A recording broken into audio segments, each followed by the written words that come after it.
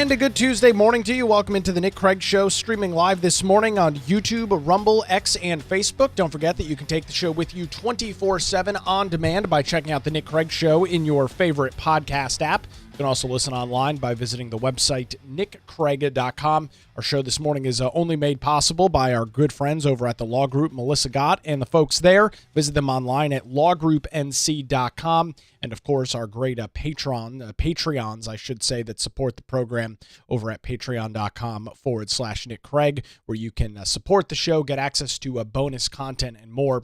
All of that available $5, $10 a month, patreon.com/Nick Craig. I'm going to be honest, folks. I included this in my morning line email this morning that goes out at 6:30. It's available completely free of charge over at nickcraig.com. I have not seen a political story in North Carolina take off like the one that we covered yesterday on the show and the one that has exploded over the last couple of days. This being the August the 22nd gruesome, horrific murder of a 23-year-old Ukrainian refugee here in North Carolina. For those that maybe have been living under a rock and not following this story very closely, just to recap quickly how we got here. 23-year-old Iryna Zarutska, back on August the 22nd, left her job at a pizzeria that she works at in Charlotte, jumped on the Charlotte light rail, and after sitting on the train for a little over 4 minutes, was brutally murdered by DeCarlos Brown Jr., a 34-year-old homeless man riding the train without a ticket with a lengthy criminal rap sheet, including several prior convictions, armed robbery, felony larceny, breaking and entering, shoplifting. The list goes on and on and on. Now, it's interesting. This happened 18 days ago, back on August the 22nd. And there's, of course, been some coverage in North Carolina for those that listen to the Carolina Journal News Hour, the 5 a.m. radio show I do over on WBT in Charlotte. There's been some discussion, been some conversation there as it's a big local story. But after the surveillance video was released on Friday, which was provided and really brought to the public by WBTV, this story got an unbelievable amount of national attention. And that national attention, is continuing this morning as we heard President Donald Trump comment on the situation on Sunday, and yesterday a story that, yes, got a lot of national news, really exploded as this surveillance video, you can see the killer here pulling a switchblade out of his pocket before, and the video cuts off, stabbing this 23-year-old 3 times in the neck, murdering and killing her for absolutely no explainable reason on the Charlotte light rail back on August the 22nd. And I guess I would say it's probably a situation where, because there is video available and you can see the moment in which this horrific situation unfolded, is why it has garnered so much national attention. And I'll say this before we get into the new reaction this morning, including Democrat Governor Josh Stein, Democrat Mayor Vi Lyles, who has released an unbelievably stupid statement in the days following this attack. This is a situation that proves that the American public is fed up with the Democrat Party and their soft on crime policies. Plain and simple. I talked about this yesterday on the show. If you missed yesterday's podcast, I'd encourage you. We'll cover some of the same ground, but encourage you to go check that out in your favorite podcast apps or on YouTube or Rumble. This is was a completely avoidable situation. And I think that's what makes it so tough to work through and talk about and try and, you try and rationalize the irrational. This is completely avoidable. This was not a situation where you have a guy or a girl that just, all of a sudden they fall off the wagon, a couple of screws loose, and they decided to commit some heinous act of violence. That's not the case here in Charlotte. This was a long-time repeat offender criminal that, because Charlotte, which has for a period of time had cashless bail, which of course, as we've seen all of these other major Democrat progressive hellholes across the United States, their policy of cashless bail allowed this individual back out on the streets, apparently as early as January of this year, when once again he was arrested, charged, and because of cashless bail, and in an attempt to be compassionate to the homeless, in an attempt to be compassionate to criminals, in an attempt to be compassionate to those that are struggling from so-called mental health issues, this guy was allowed back out on the streets to continue to perpetrate more violence, and it all came to a conclusion in a terrible situation that unfolded on August the 22nd, where for whatever reason, he decided that he was going to murder this 23-year-old woman for absolutely no reason. And really, I think this is why you are seeing the national attention really start to pile up on the Democrat Party, because this is something that could have been stopped. And I'm going to start off this morning with another tone-deaf response from a Democrat, which is no surprise here, folks. Let me just drop the veil for a second and let's take a look at this thing. This story paints the Democrat Party and their soft on crime policies in the absolute worst light possible. There is no defense of their ridiculously stupid, soft on crime policies when you watch this story unfold. And it's why, up until just the last couple of days, nobody was talking about this outside of conservative media outlets in the Charlotte metro area. This murder happened 18 days ago. But now that Trump is involved in this, now that you've got members of Congress involved, cabinet members, we'll hear from the Secretary of Transportation, Sean Duffy, coming up a little bit later on. He was on Sean Hannity's program last night. Now that everybody is talking about it, as I glance over at Fox News this morning, the headline on the Chiron right now, NC murder suspect had at least 14 prior arrests. It's being talked about on CNN right now as well. This is blown up. It's a huge national story. And so now you've got Democrats that support these policies. They support cashless bail. They support individuals committing crimes getting immediately back out on the streets. They support so-called compassionate projects to help individuals clean up their lives. And it's putting them in a very, very tough political position.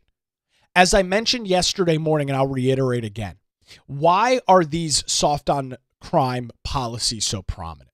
Why are we seeing a rise to this in many Democrat places across the country, and more predominantly this morning, the Charlotte metropolitan area? All of this is in an attempt to try and win over radical progressive Democrats and convince them that you, being the people that are passing these policies, that you are a good progressive, therefore you are worthy of a vote. That's all this is about. It is a race to the bottom on who can be further to the left, who can have the more ridiculous, radical policies on the left. That's this entire situation. That's this entire story, pretty well wrapped up here. And so what I'm about to show you and read to you is the mayor, or the comments from Democrat Governor Josh Stein, incredibly tone deaf. Take a listen to this. Quote, "I am heartbroken for the family of Iryna Zarutska, who lost their loved one to this senseless act of violence, and I am appalled by the footage of her murder. We need more cops on the beat to keep people safe. That's why my budget calls for more funding to hire more well-trained police officers. I call upon the legislature to pass my law enforcement recruitment and retention package to address vacancies in our state and local agencies so they can stop these horrific crimes and hold violent criminals accountable." I don't know who the hell is giving Josh Stein advice. I know the political machine that is operating behind him. These people are completely out of touch with reality. Newsflash to Governor Josh Stein, who, for anybody that wants to tell you to the otherwise, is a radical progressive. He may come off as a nice guy. It's the same trick and pony show with Roy Cooper. They try and portray themselves as moderate, try and portray themselves as the everyman elected official. Nonsense. Josh Stein and Roy Cooper are two peas in a pod. They are radical progressive Democrats. Hey, Josh, you did have law enforcement that did their job. They arrested this scumbag, this mentally ill lunatic, 14 freaking times. This was not a failure of law enforcement. This was not a failure of the Charlotte-Mecklenburg Police Department. This was a failure of your judicial system, Josh. You were the attorney general for what, 8 years? This is a failure of the judicial system in North Carolina. This is a failure of elected Democrats in the on the Charlotte City Council, the Mecklenburg County Commission, and I will even put the blame here on the voters of Charlotte and Mecklenburg County that have allowed these soft on crime policies to continue to appear in the ballot box every 2 or 4 years and continue to elect these horrifically terrible elected officials. This was not a situation where the police needed to be called and there was no one there, or more enforcement would have stopped this. This scumbag should have been behind bars. But again, in an attempt to be compassionate, in an attempt to hope and just wish and pray that somebody that is struggling from a severe mental problem allegedly will just clean their lives up and isn't going to be a drag on society, in an attempt to just assume these problems will fix themselves, Democrats were lenient. And their leniency allowed this 23-year-old Ukrainian refugee to be murdered. And of course, the irony in all of this, for those on the political left, is these are the folks that are always talking about how we need to do everything in our power and spend hundreds of billions of dollars supporting Ukraine. Yet mum is the word from them when a 23-year-old refugee leaving her war-torn country comes to the United States and is murdered by a psychopath on a train or a light rail car in a predominantly Democrat-controlled city, which is exactly what Charlotte and the greater Mecklenburg County area is. Exclusive control of Democrats. We'll hear from Edwin Peacock, who is a member of the Charlotte City Council, one of the lone Republicans there, outnumbered, like you see in case in point here in the city of Wilmington, where just a month ago they kicked the can down the road on the homeless problem. There is a city council meeting coming up tonight, and I would imagine that this story out of Charlotte hopefully would be enough for the Democrats, including Celeste Andrews, Tim Joyner, Kevin Spears, Clifford Barnett, and Mayor Bill Saffo to get their head out of their ass and vote on this resolution so that the Wilmington Police Department, with the new chief coming on board, has all of the tools that they need, all the resources they need to get the job done. Hopefully this will be a turning point for them. But for Josh Stein to say that if more cops were on the beat, that this situation wouldn't have happened is absurd. This is not a law enforcement problem. And he masquerades this into some sort of a situation where if the General Assembly passed his budget, which, by the way, as the governor, he doesn't get to write a budget. He has no immediate decision-making authority on the budget process in North Carolina. All he can or cannot do is decide whether he is going to sign a budget or not sign a budget into law. That is the extent that Josh Stein has, and the ability that he has as the governor of North Carolina. For him to claim that he recommended or he is going forward with a budget and it's not being done and not being taken out by these evil, awful, terrible Republicans just goes to show you the tone-deaf nature of people like Josh Stein. And so I found this interesting clip that's now making its way around social media.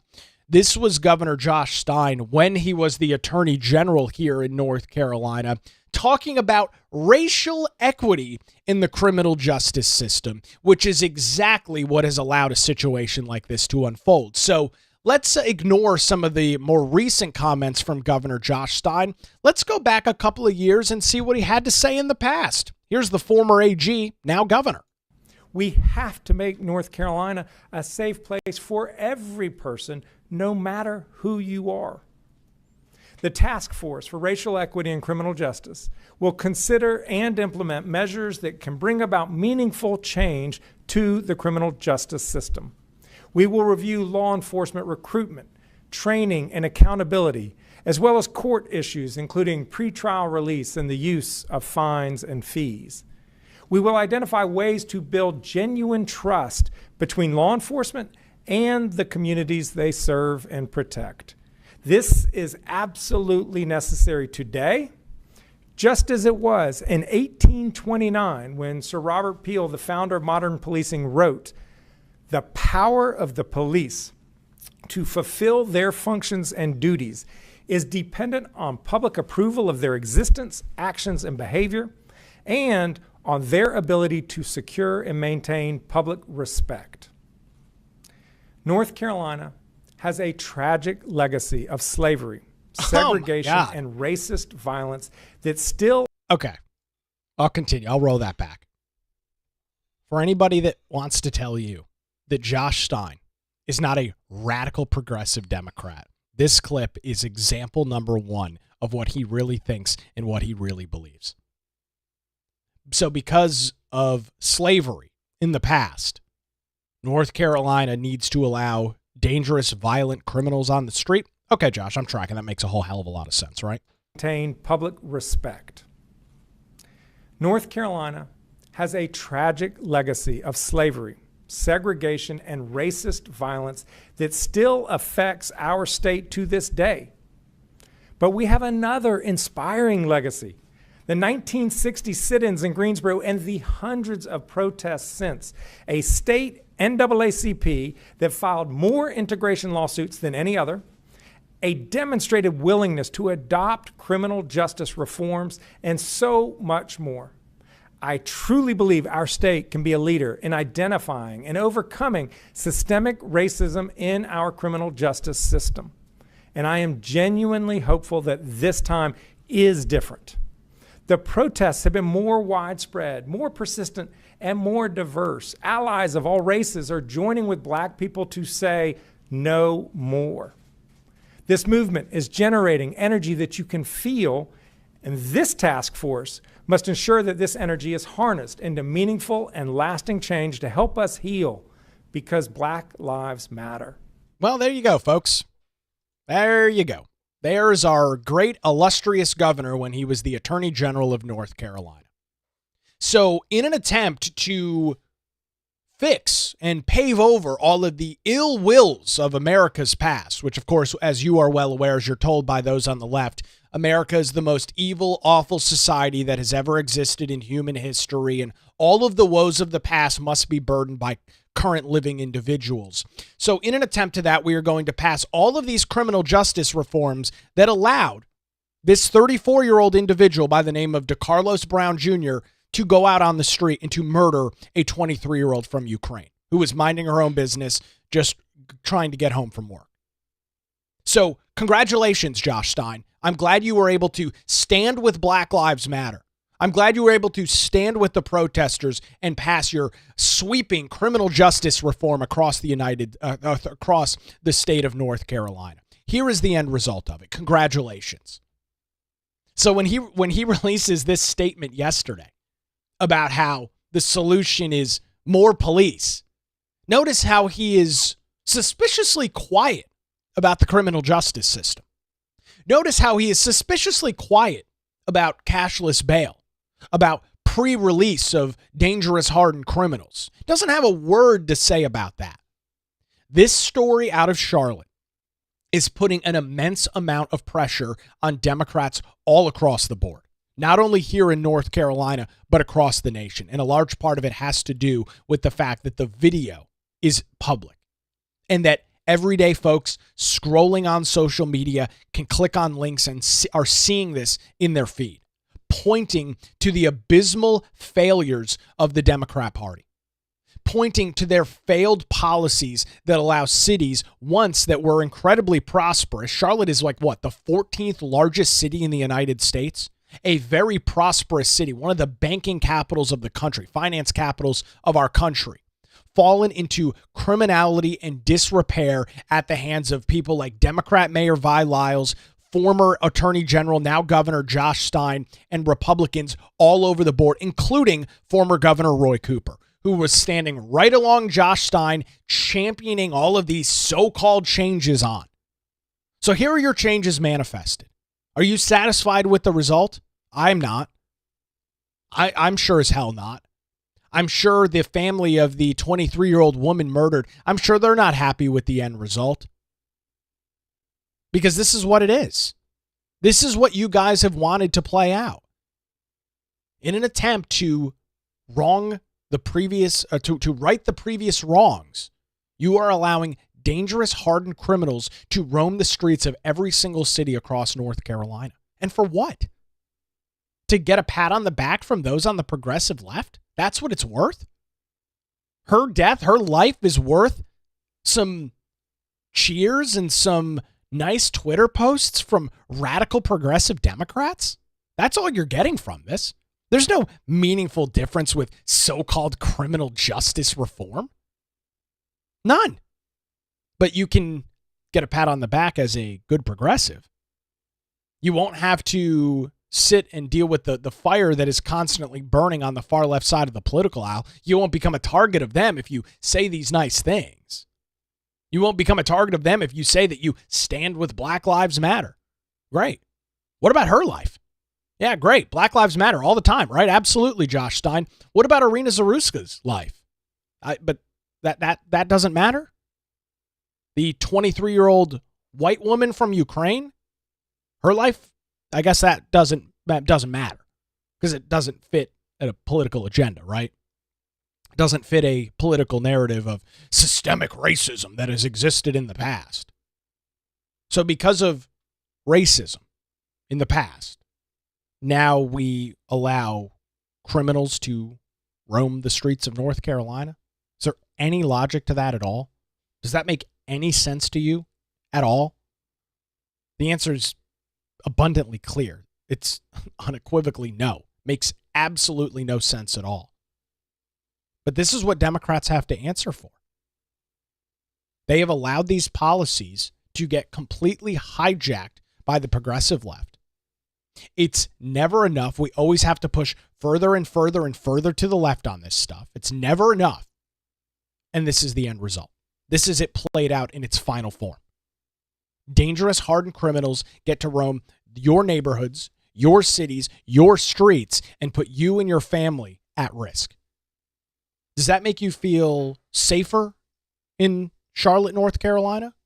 Does that make you feel safer here in Wilmington or any other city across our state or really across the country? I don't know of anybody that's saying that or thinks that. But that's what the former Attorney General, now turned governor, had to say. Remarkable. His tone-deaf statement yesterday just proves that Democrats cannot answer for their own failed policies. Because if they could, well, then you'd begin to see a change. And we are starting to see a change. The mayor of Charlotte, Vi Lyles, has done a complete 180 on this situation.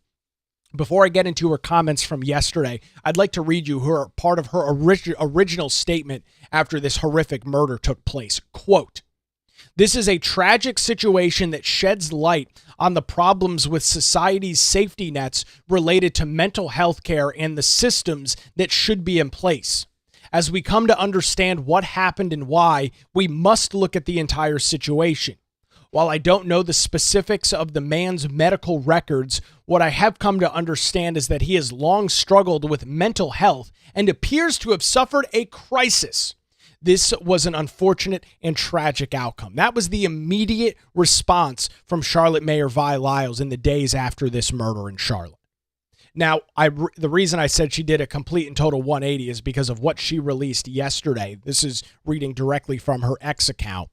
"As I reflect on the tragic murder of Iryna Zarutska, my heart continues to go out to her family and our community as we try and make sense of this horrific and senseless loss. Over the past several weeks, our community has worked to understand this. What we know is that this was a tragic failure by the courts and magistrates. Our police officers arrest people only to have them quickly released, which undermines our ability to protect our community and ensure safety. We need a bipartisan solution to address repeat offenders who do not face consequences for their actions and those who cannot get treatment for their mental illness and are allowed to be on the streets. We have partnered before on legislation like North Carolina's Pretrial Integrity Act, and we stand ready to partner again at the local, state, and federal level. She goes on in this statement to talk about cats and some of the increased security, but boy, you talk about a complete change in rhetoric there. Just less than 2 weeks ago, Charlotte Mayor Vi Lyles' whole commentary was about how the individual who murdered this 23-year-old girl, he was in crisis.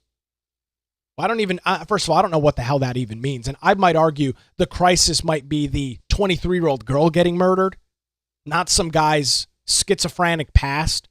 But that was her whole original commentary on the murder. Mental health and wraparound services and compassion and a crisis event taking place. And we don't know the full story. We can't arrest our way out of the problem. Those were some of the comments from Charlotte Mayor Vi Lyles. But as this has picked up so much national attention, as the political pressure is mounting and growing, as it should be, on elected officials throughout the Charlotte area, this is a remarkable change in commentary. Saying, quote, a tragic failure by the courts and magistrates. Sounds like something a Republican would say. That doesn't sound like commentary from a Democrat. That doesn't sound like commentary, even just in the past couple of weeks, from Mayor Vi Lyles. Now, it is important to note that she has an election later this year. Primary day is actually today in Charlotte. She's running against a bunch of other Democrats. She'll likely easily skirt right through the primary. But her name and her record is on the ballot in just a couple of months, coming up in early November of this year. And so this statement to me has nothing to do with actually solving the problem in Charlotte. To me, this story has nothing to do with making the light rail system or any part of the Queen City a safe place to live or be. This has everything to do with trying to save her own ass and make sure that she is successful in winning her election in November. I mean, I can't look at this statement and think anything else. Based on what she has said in the past, based on her initial comments after this murder, she didn't care. She didn't have any comments to say about how horrific it is that people can't travel on public transit without the risk and thought that they might get stabbed in the throat 3 times. Nothing. It's all about mental health and care and compassion and a bunch of other ridiculous progressive dog whistles. And so when I read this statement, I ask myself, critically thinking, what has changed? Well, we know it's changed. You've got people all over the country. You've got people all over the United States honing in on Charlotte, setting their sights on the failed policies of people like Mayor Vi Lyles, and she is doing anything that she can to try and save her record. She will say or do anything to make sure that she gets reelected in November of this year. And so now, publicly, she releases this statement, and she's changing her tune on this whole story. Now it's a failure of the courts, and we need bipartisan solutions. You don't need bipartisan solutions to solve this problem. You just need to enforce the freaking laws that are on the books.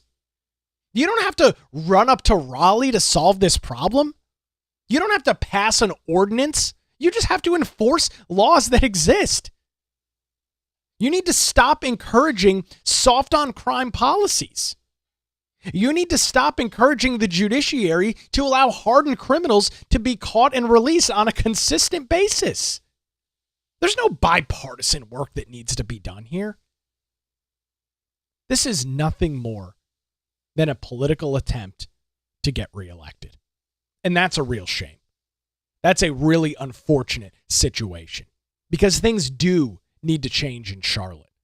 Things do need to change in these major Democrat cities across the country. Getting some commentary in this morning, Bruce is commenting and says, so do elections matter? Who elected these judges who let violent criminals out or don't prosecute teen gang murderers as an adult?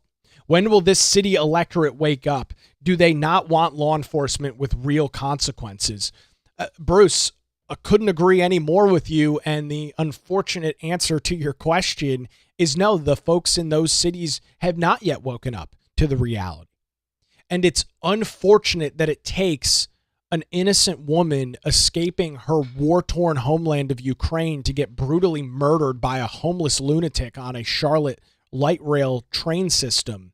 It's unfortunate that that situation has to unfold for people to begin critically asking questions of their elected officials. That's nothing new. I'm not telling you anything earth-shattering this morning. This is the unfortunate reality of our political system. Unless things are bad enough, unless there is many times bloodshed, things just don't change. We know that there's problems. Those on the right side of the political aisle, we've been talking about this stuff for the better part of a decade. We've been talking about how when you allow criminals to not be held accountable for their actions, when you allow repeat offenders out of jail without nothing more than a slap on the wrist, they will continue to commit crimes. This is not a new discussion for us, folks.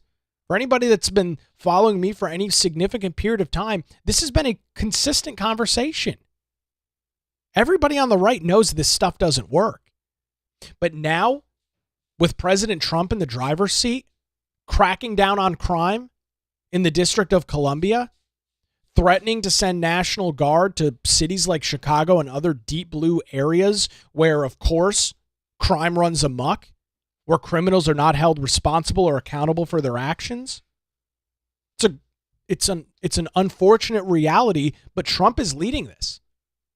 And I think part of the reason that you're seeing so much of this outcry, part of the reason that you are seeing so much emphasis on this story in Charlotte is because you've got Republicans in Congress. We'll hear from Congressman Tim Moore. He spoke on the House floor last night. You've got members of Congress and you've got the president that are saying enough is enough and forcing the American public to open their damn eyes and see what these policies result in, which is lawlessness and death and destruction of communities. It's a shame. And so will people wake up?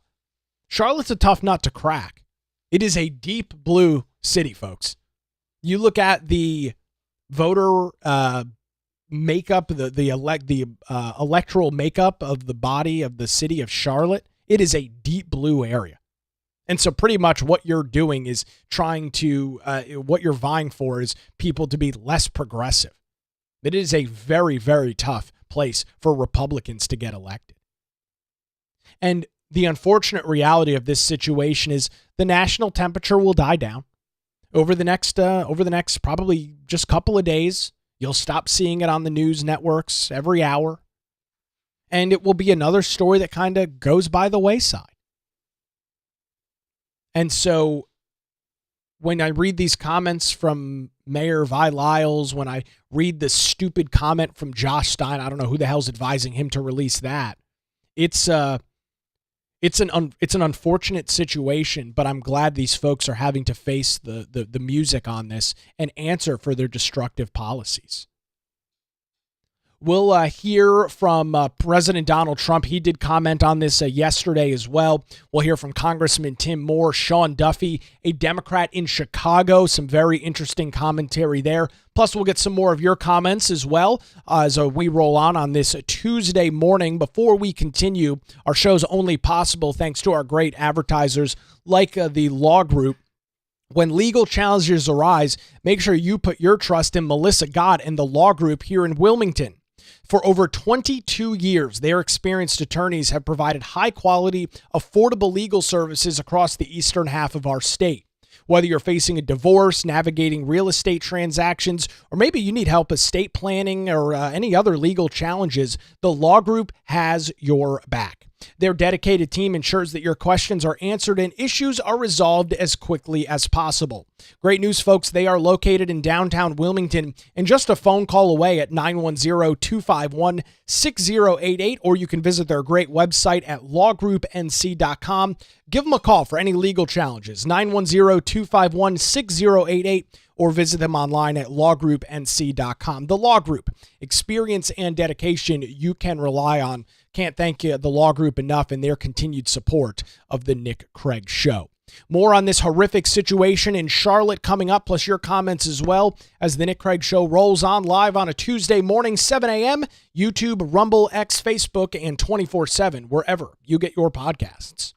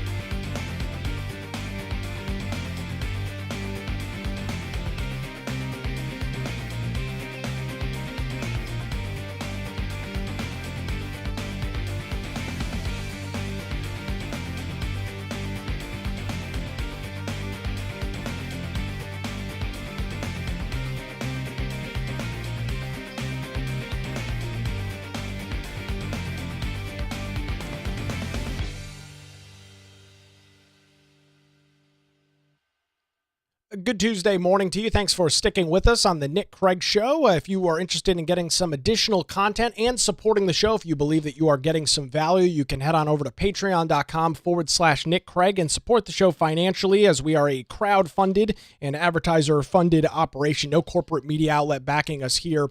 Patreon.com/Nick Craig, $5, $10 a month. You can also set a custom amount, as some of our Patreon members do. Can't thank them enough for their continued support and allowing me to continue to do this show each and every weekday morning. Patreon.com/Nick Craig, or head on over to nickcraig.com. We are continuing our coverage on what has been, and as I noted in my morning email and talked about earlier, a story here in North Carolina out of Charlotte. I don't remember the last time a story in North Carolina got this much national attention. As I was kind of thinking back and racking my brain, maybe HB2, the original bathroom bill during the McCrory administration, that got a lot of big national attention. That might be the last time a North Carolina story has got this much play and this much coverage with national folks jumping in, and the president commenting on it. It's been over a decade since a situation like that has taken place, and it's unfortunate that our great state, which has been ranked consistently number one in the country for business and has had so many great successes over the last 10 or 15 years, is in the news for failed Democrat policies out of the Charlotte-Mecklenburg area. President Donald Trump chiming in on this yesterday. He was speaking at the Museum of the Bible to faith groups in D.C. yesterday. He had this to say about the situation. In Charlotte, by a madman, a lunatic, just got up and started. It's right on the tape. Not really watchable because it's so horrible, but just viciously stabbed. She's just sitting there. So they're evil people. We have to be able to handle that. If we don't handle that, we don't have a country. President Trump talking about evil people, then transitioning over to a post on Truth Social saying, quote, I have seen the horrific video of a beautiful young Ukrainian refugee who came to America to escape the vicious war in Ukraine and was innocently riding the metro in Charlotte, North Carolina, where she was brutally ambushed by a mentally deranged lunatic. The perpetrator was a well-known career criminal who had previously been arrested and released on cashless bail in January a total of 14 times. What the hell was he doing riding the train and walking the streets? Criminals like this need to be locked up. The blood of this innocent woman can literally be seen dripping from the killer's knife, and now her blood is on the hands of the Democrats who refuse to put bad people in jail, including former disgraced governor and wannabe Senator Roy Cooper. North Carolina and every state needs law and order, and only Republicans will deliver it. Additionally, where is the outrage from the mainstream media on this horrible tragedy? Vote for Michael Whatley for United States Senate. He won't let this happen again. And the president, of course, pointing out some of these failed Democrat policies and really highlighting in on the mainstream media on this. And he's 100% right. They have been forced to talk about this, at least in some limited aspects. But again, this happened 18 days ago. But folks, look at the picture. There's a reason this wasn't in the media. It doesn't fit the narrative. It wasn't a white guy killing a black guy. Doesn't fit the narrative. There's no gun control argument here. There's no way to turn this into a political win for those on the left. So they're completely silent when you've got a black guy murdering a 23-year-old white woman on a train in Charlotte. Plain and simple. It doesn't fit the narrative, so they don't talk about it. It doesn't fit any sort of political agenda, any political football that they can move down the field, so mum is the word. Now, they've been forced into talking about it now because it is blowing up on the national stage. But even though some of those that are talking about it, the reaction is insane. I want to read you this story. This is a headline over at Axios Charlotte by Mark Caputo, whoever this moron is. This is the headline. Stabbing video fuels MAGA's crime message. This is how they describe the situation. These are the same folks that if you talk about removing United States aid for Ukraine, they claim you want Ukrainians to die.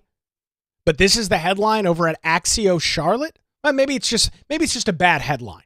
Let's just read through a little bit of it and see if it's just a bad headline. MAGA influencers are drawing repeated attention to violent acts to elevate the issue of urban crime and accuse mainstream media of undercovering shocking cases. Okay.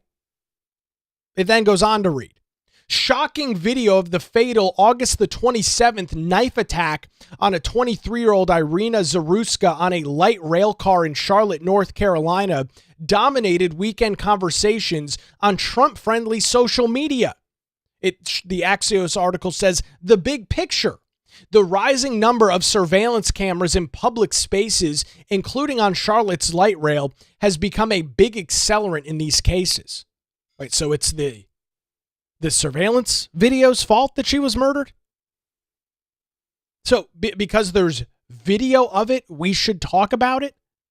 Because so-called MAGA influencers are drawing attention to it, we should talk about it? We shouldn't cover a 23-year-old woman minding her own business getting murdered? It's not a big enough story, I guess, for Axios. The video is easily shared or leaked, it wasn't leaked, and can instantly pollinate across social media, a visual counterpoint to statistics showing crime decreases. President Trump, asked about the Charlotte video by a reporter on Sunday, said he wanted to find out more about the stabbing before commenting, which he did yesterday. The story goes on and on and on, talking about this situation. Influential conservative social media accounts accused major national news outlets of not covering the racial dynamics of the Charlotte killing, a white victim and a black suspect, with the same intensity as they did with the case of Daniel Penny. Reality check. As Republicans have consistently highlighted crime, Democrats have accurately pointed out that violent crime rates have been decreasing since pre-pandemic highs. This is the kind of coverage that's being written by mainstream media outlets. Folks, if you flip the race in this story, it would have been national news for the last 18 days. You would have Black Lives Matter, Antifa, and other groups, the NAACP, and everybody else on this left side of the political social justice aisle. You'd have them burning the city of Charlotte to the ground. You would have major tensions growing in that city. It would have not just popped up on most folks' radars over the weekend. It would have been discussed for the last 3 weeks. But because it doesn't fit that narrative, as I mentioned, it's not talked about, it's not discussed. And you think the Axios article is bad. Take a stab and listen to this thing. This is on CNN yesterday. Now, we know CNN is a stupid, ridiculous news outlet. We know that CNN has absolutely no journalistic integrity. We know that CNN is a shell of what it was and has been in the past.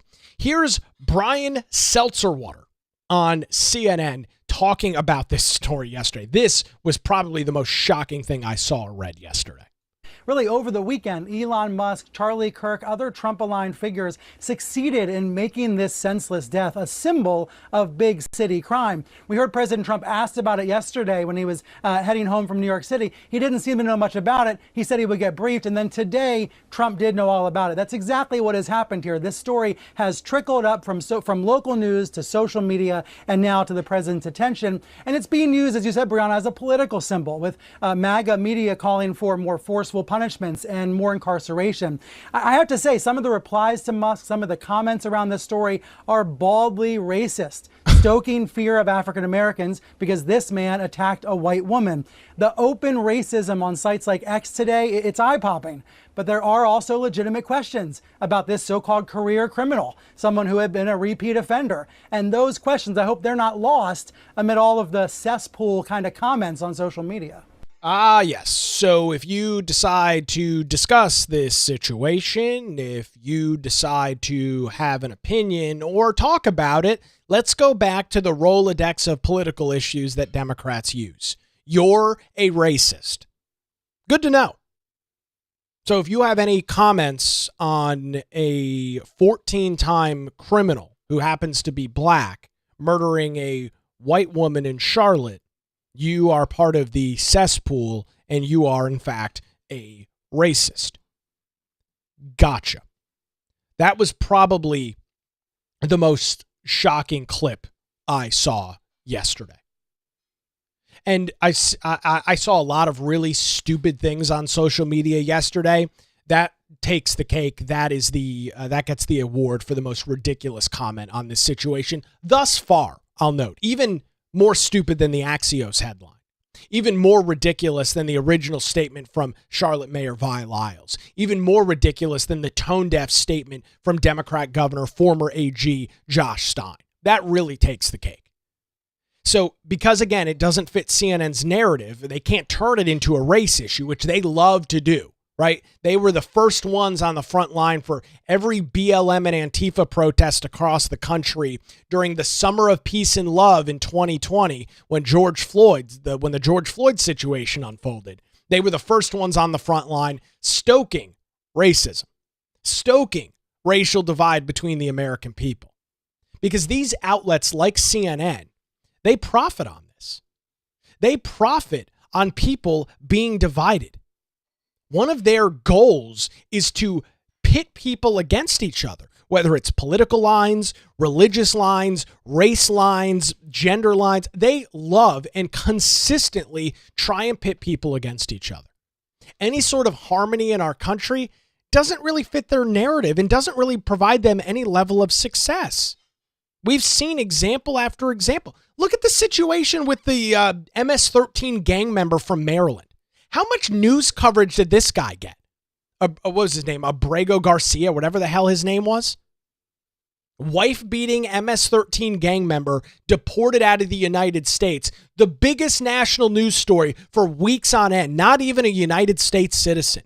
Breaking news on CNN 24/7, 365. Trump's a racist. Republicans are racist. Yet, 18 days ago, a Ukrainian refugee also in the country, happen to actually be legally in the country, which doesn't fit their narrative either. But a Ukrainian refugee getting stabbed in the neck 3 times and having her life taken from her on a Charlotte train in a deep blue Democrat city, we'll just walk the other way. No commentary there at all. You wonder why CNN, MSNBC, ABC, NBC, CBS, why all of these outlets continue to dwindle in their audience. Why these outlets continue to struggle to pull any level of audience compared to what they do, what they have in the past. Maybe it's got something to do with the comment that you just heard from Brian Seltzer. Immediately pivoting away from the issue at hand, which is violent repeat offender criminals being released by Democrats, into, well, there's a lot of racism on X.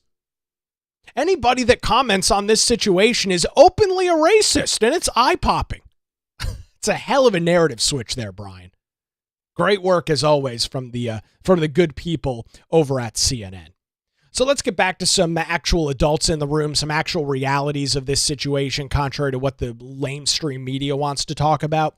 Here is Congressman Tim Moore. He is the Republican out of the 14th Congressional District, which does represent a large portion of the Charlotte metro area. Former Speaker of the North Carolina House. He was on the floor of the United States House last night about this situation. This is what the congressman had to say. Thank you, Mr. Speaker. I rise this evening with a heavy heart because Iryna Zarutska should still be alive. She fled Ukraine seeking safety and freedom, and instead she was stabbed to death in a Charlotte light rail car by a 14-time criminal who should never have been back on the streets. In fact, a person who had skipped bond on 3 occasions in the past. Leftist politicians and judges who have enabled this violent repeat offender to walk have blood on their hands. As the representative of Charlotte and Mecklenburg County, I'm not going to stay silent while innocent people pay the price for broken bail policies and soft on crime judges. That's why I'm proud to co-chairwoman Stefanik's Keeping Violent Offenders Off Our Streets Act, which will make it harder for violent criminals to slip through the cracks and walk free without proper review. In fact, it may even hold federal funds away from local governments that refuse to follow the law and allow these soft on crime policies. Folks in Charlotte and folks throughout this entire country deserve to feel safe. The system failed Iryna, and if we don't fix it now, it will fail again. With that, Mr. Speaker, I yield back. Plain and simple. I don't really need to comment much more on what House Speaker or former House Speaker Congressman Tim Moore said. 100% right. Policies by the radical left, policies by Democrats in Charlotte and in the state, Attorney General Josh Stein, former Governor Roy Cooper, former Attorney General Roy Cooper, have allowed people like this, a 14-time career criminal, to walk free, to consistently get slaps on the wrist, to be released in early January of this year on a hope, wish, and a prayer, signing a note that he would absolutely return, so on and so forth. I mean, you don't need to see any more examples. And so the real question then starts becoming, when do people start waking up and come to the reality of what's going on? Got getting some commentary in on the show this morning on our live channels and so on and so forth. And the question earlier was, so do elections matter? Bruce was commenting in on our show this morning. I think they do. And the question is, will this be a big enough wake-up call for people in Charlotte? As I mentioned yesterday, and I'll pull up again, we have a meeting tonight in Wilmington. Wilmington City Councilman Luke Waddell having a post go viral on social media over the weekend saying, quote, "The brutal murder of Iryna Zarutska by a homeless 14-time repeat offender on Chicago public transit should be a wake-up call to every city in North Carolina. This is on our doorstep, not just something happening elsewhere. In Wilmington, I will continue to fight with everything I have to keep our city from spiraling out of control, hopefully passing our public camping ordinance on Tuesday. We must give law enforcement and our court system the tools they need to keep our citizens safe from violence, theft, and disorder. I've heard some of my colleagues here in Wilmington and also in Charlotte say, quote, "We can't arrest our way out of these problems. The truth is, if this man had been arrested and incarcerated properly, Iryna would still be alive. We must demand public safety as a top priority and stop tolerating weak leadership that allows lawlessness to take root. And that's what you're going to see unfold tonight at the Wilmington City Council meeting.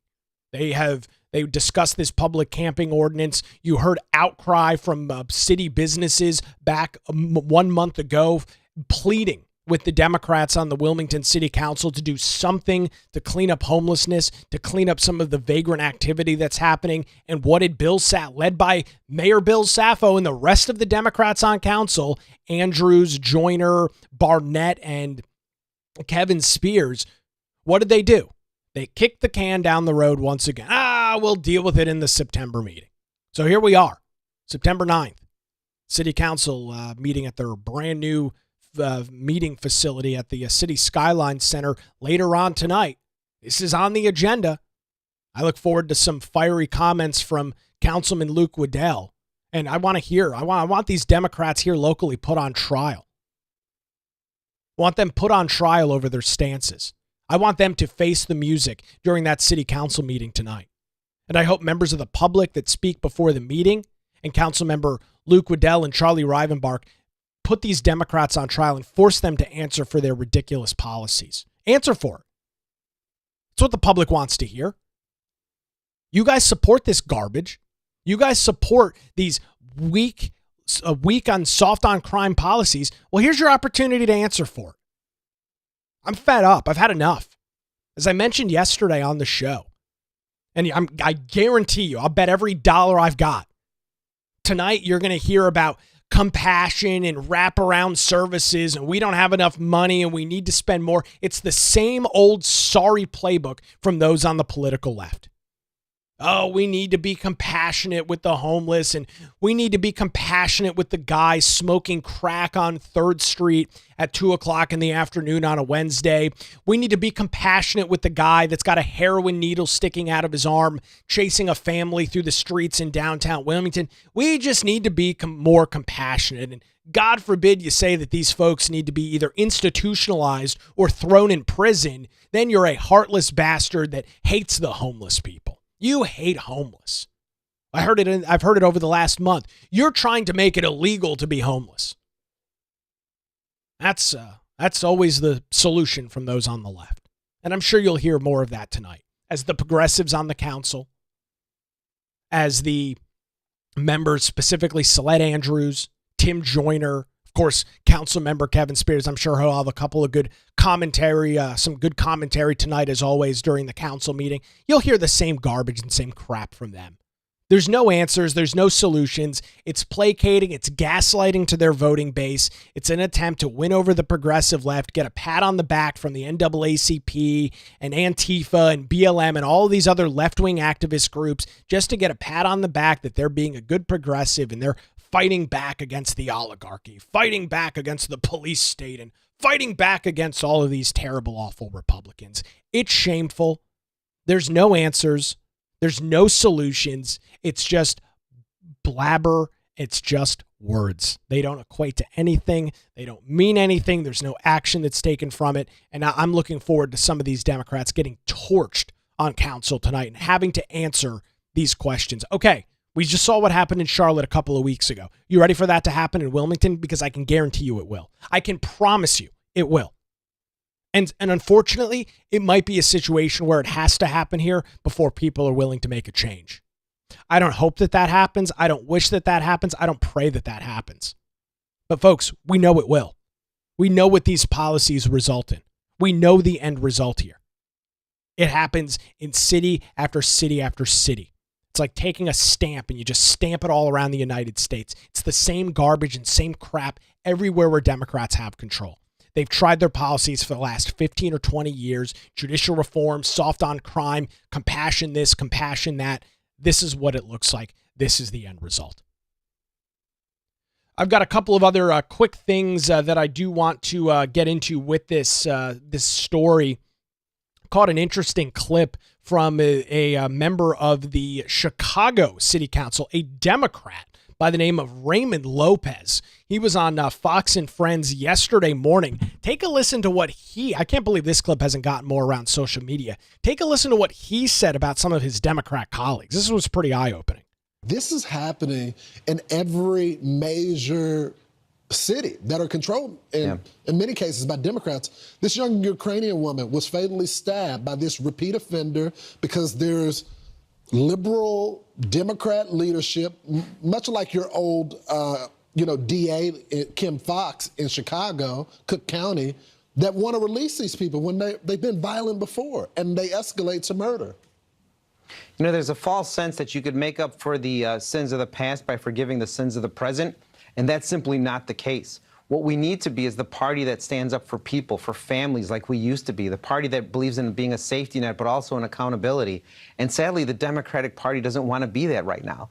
They think that standing up for law and order is only a Republican issue, that if you hear the president say we need to make cities safe again, that somehow that is something that we need to stand up against. And history will prove the Democratic Party wrong in this moment. There are very few of us who are standing up to say, no, we do not need to move the goalpost that far to the left to be relevant. And unfortunately, we have a small segment of our electorate who thinks that is the right way to go. We see that in the candidacy of people like Zohran Mamdani and others who think that going left of left and now left of that is the course of the Democratic Party. But if we want to be of relevance, we need to get back to the center.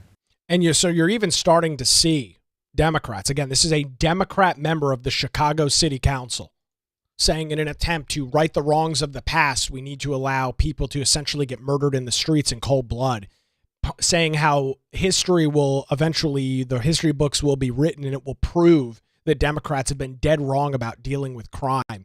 That should be pretty eye-opening.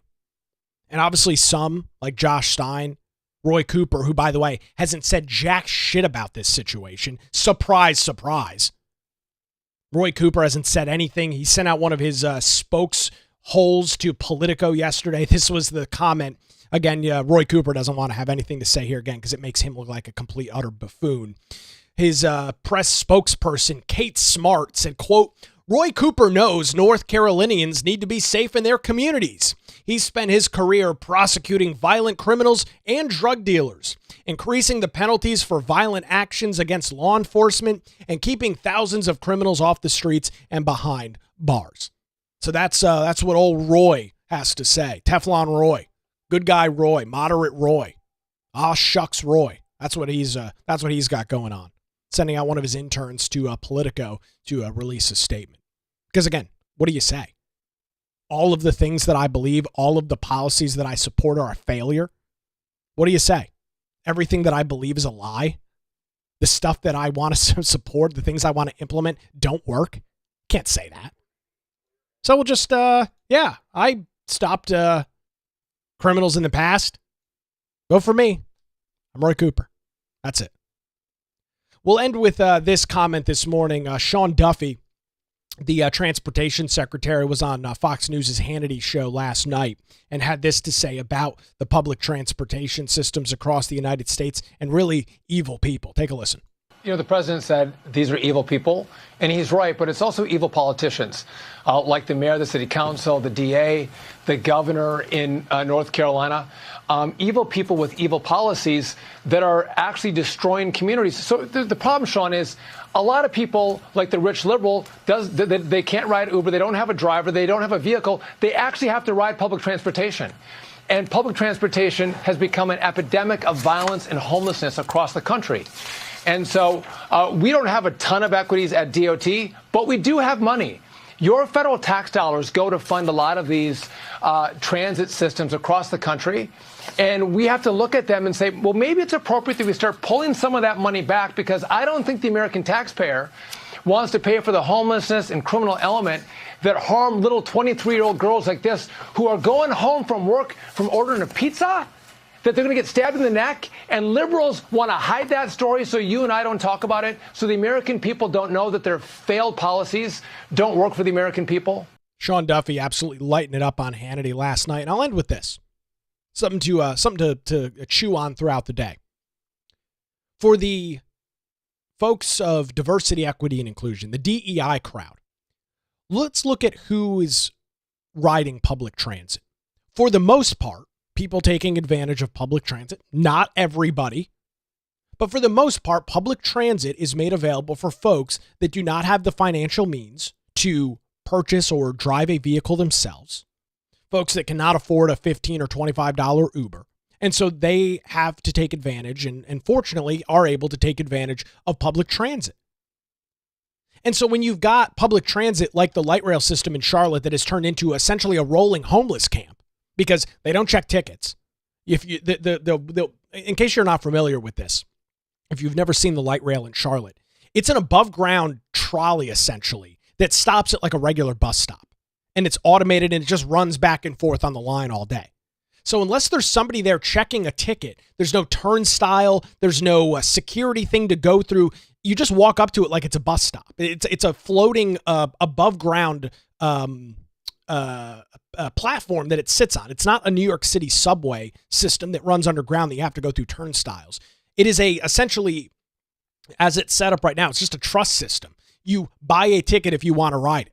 But as we talked about yesterday and played the report from WBT Radio, you've got homeless people that are riding these trains all day and night. Nobody's checking tickets. There's no security. It's turned into a rolling homeless encampment.